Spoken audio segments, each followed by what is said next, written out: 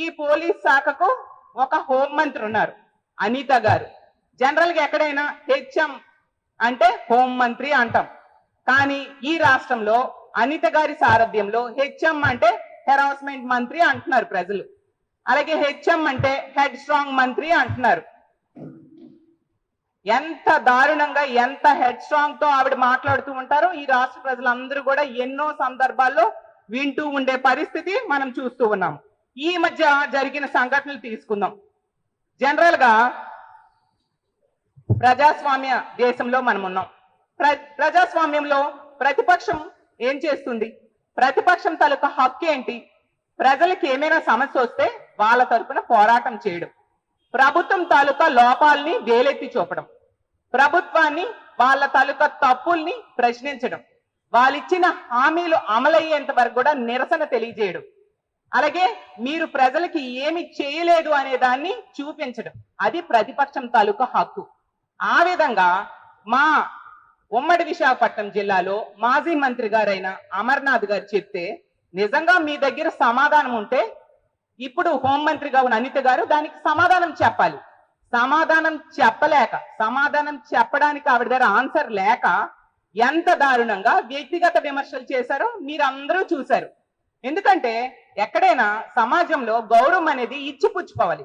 మీరు మాకు గౌరవం ఇస్తే మేము మీకు గౌరవం ఇస్తాం, అంతేగాని మీరు ఇష్టం వచ్చినట్టుగా మాట్లాడేస్తాను మీకు గౌరవిస్తూ మేము వెళ్ళాలి అంటే అది మీరు గౌరవం ఎక్స్పెక్ట్ చేయడం అనేది సమంజసం కాదు.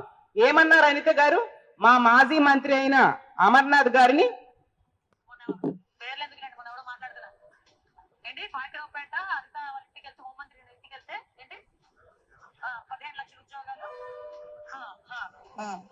అంటే గుడ్డు పగలగొట్టడం కూడా మాకు వచ్చు, గుడ్లు పగలగొట్టడం అన్ని మాకు వచ్చు. మాట్లాడుకోవాలి ఒకటి చెప్తున్నా, మంచి చేస్తున్నాం.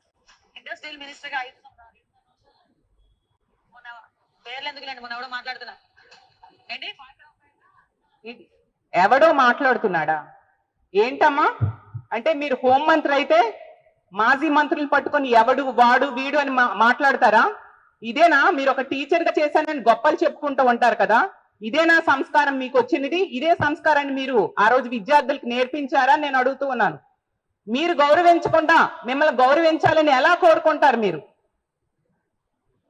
అంతేకాదు, ఒక అమర్ గారినే కాదు, ప్రతి సందర్భంలో కూడా ఆవిడ ఎంత దారుణంగా, ఎంత హెడ్ స్ట్రాంగ్ తో మాట్లాడుతూ ఉంటారో ఈ రాష్ట్ర ప్రజలందరూ కూడా చూస్తూ ఉన్నారు. కానీ మాకు సభ్యత, సంస్కారం ఉంది, మేము కూడా తిరిగి మాట్లాడొచ్చు. మాకు సంస్కారం అడ్డొచ్చి మేము మాట్లాడకుండా ఇన్ని రోజులు ఆగడం జరిగింది. మా ముఖ్యమంత్రిగా పనిచేసిన జగన్మోహన్ రెడ్డి గారిని, ఇప్పుడు ఒక మాజీ ముఖ్యమంత్రి ఆయన జగన్ రెడ్డి అంటారు, పులివెందుల ఎమ్మెల్యే అంటారు, నంగనాచి అంటారు, జగన్ అంట. ఏంటిది? అంటే మీరు ఎవరికి గౌరవించరా? మరీ దారుణం ఏంటంటే ఆ రోజు మీరు తెలుగుదేశం పార్టీ ఆఫీస్ లోనే కూర్చొని మా విజయమ్మ గారిని, భారతమ్మ గారిని ఎంత దారుణంగా మాట్లాడారో ఈ రోజుకి ఈ రాష్ట్ర ప్రజలు గాని, మా వైఎస్ఆర్ కాంగ్రెస్ పార్టీ కార్యకర్తలు గాని ఎవరూ మర్చిపోరు. మాట్లాడతా విజయలక్ష్మి గారిని ఏమని పిలుస్తారమ్మా? అందరూను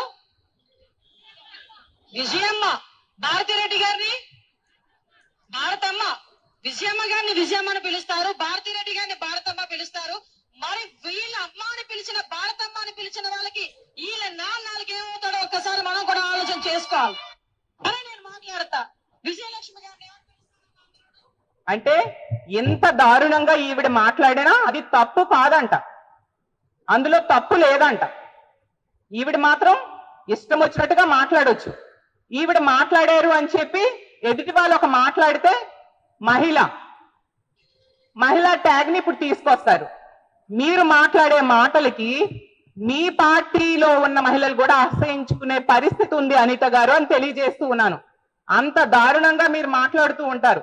ఒక్కొక్క సందర్భాల్లో, ఒక్కొక్క మీటింగ్ లో మీరు మాట్లాడిన మాటలు ఒక మాజీ ముఖ్యమంత్రి అయిన జగనన్నని పట్టుకొని చూడండి. మాట్లాడితే అక్క చెల్లమ్మ అంటుంటాడు. ఈ మధ్యన కొత్తగా నేర్చుడు మా నత్తిపోకోడి పెద్ద మాటలు మాట్లాడుతున్నాడు. నంగనాచి నత్తిపోకోడి ఏమన్నాడు తెలుసా? నీ బిడ్డని అన్నాడు. కడుపు తరిక్కుపోతుంది ఒక తల్లిగా, కడుపులో దేవేసినట్టు ఉంటుంది ఒక తల్లిగా. అరే అలాంటి బిడ్డని ఎవరైనా బిడ్డగా ఊహించుకుంటారా? కనీసం ఒక్కసారి మీరు చెప్పండి. ఎందుకంటే నోరిప్పితే అబద్ధాలు, చేసేదంతా మోసం, చేసేదంతా అవినీతి. 16 నెలల కాలం చిప్పకూడు తిని సుమారుగా 45,000 కోట్లు దొబ్బేసి ఈ రోజు బయటకు వచ్చి మాట తప్పి మనము తిప్పి అధికారం గురించి కోడికథతో పొడిపించుకోవడమే కాకుండా అధికార కాంక్షతో సొంత బాబాయినే చంపించిన ఇలాంటి వాడిని ఎవడైనా పెట్టకిత కావాలనుకుంటాడా? మీరు అనుకుంటారు ఎవడైనా? ఒక్కసారి మీ అందరూ చెప్పండి, ఎవడైనా అనుకుంటాడా? ఇతగాడు ఎంత మోసం చేస్తున్నాడంటే నాకు ఒక్క 2 నిమిషాలు జరిగింది. మరి పక్క నియోజకవర్గమే కదా, మీరు వెళ్ళి ఆ కుటుంబానికి ధైర్యం చెప్పొద్దా? ఆ పాపను వెతకడానికి మీరు ఏం చర్యలు తీసుకున్నారు? అది మానేసి మా మాజీ మంత్రులను, మాజీ ముఖ్యమంత్రులను తిట్టడమా మీ పని? ఎందుకు మీ పక్కనున్న యలమంచిలి కాన్స్టిట్యున్సీలో ఆ రోజు రాంబెల్లి మండలంలో ఒక అమ్మాయి మైనర్ బాలిక 9వ తరగతి చదువుతున్న బాలికని ఒక అబ్బాయి గొంతు కోసి చంపేశాడు. అని పోలీస్ కంప్లైంట్ ఇచ్చినా పోలీసులు రెస్పాండ్ కాకపోవడం వల్ల ధైర్యంతో ఆ వ్యక్తి ఆ విధంగా ఇంటికి వెళ్లి మరీ హత్య చేశాడు. కనీసం ఆ కుటుంబానికి ధైర్యం చెప్పారా? ఎటువంటి ఆర్థిక భరోసా ప్రభుత్వం నుంచి ఇప్పించారా? ఎందుకు మీ కాన్స్టిట్యున్సీలో ఎంతమంది మహిళల మీద దాడులు జరిగాయి? మీరు ఏమైనా చర్యలు తీసుకున్నారా దాడి చేసిన వాళ్ళ మీద? నేను అడుగుతూ ఉన్నాను.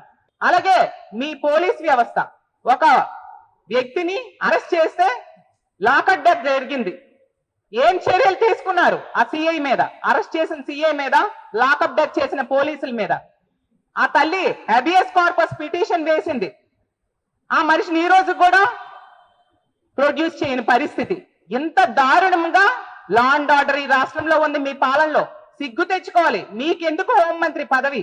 అలాగే ఆమెకి సపోర్ట్ గా ఎంత దారుణం అంటే నిన్ననే చూసాం, వాళ్ళ అధ్యక్షులైన పల్లా శ్రీనివాస్ గారు అవ్వచ్చు, లేదంటే ఆవిడెవరు ఎంపీ అయిన బైరెడ్డి శబరి గారు అవ్వచ్చు, అలాగే మాజీ మంత్రి అయిన పీతల సుజాత గారు, వాళ్ళ మహిళలు, టీడీపీ మహిళలు మాట్లాడుతూ ఉన్నారు. మీ అందరికీ ఒకటే నేను ప్రశ్నిస్తూ ఉన్నాను. అనిత గారు రెచ్చిపోయి అంత ఘోరంగా అన్ని సందర్భాల్లో మాట్లాడుతూ ఉన్నారు కదా, అంత దిగజారుడు వ్యాఖ్యలు ఎదురు పార్టీలు వాళ్ళ మీద చేస్తూ ఉన్నారు కదా, మీరు అప్పుడు ఎందుకు ఆవిడని ప్రశ్నించలేదు? ఎందుకు గడ్డి పెట్టలేదని నేను అడుగుతూ ఉన్నాను.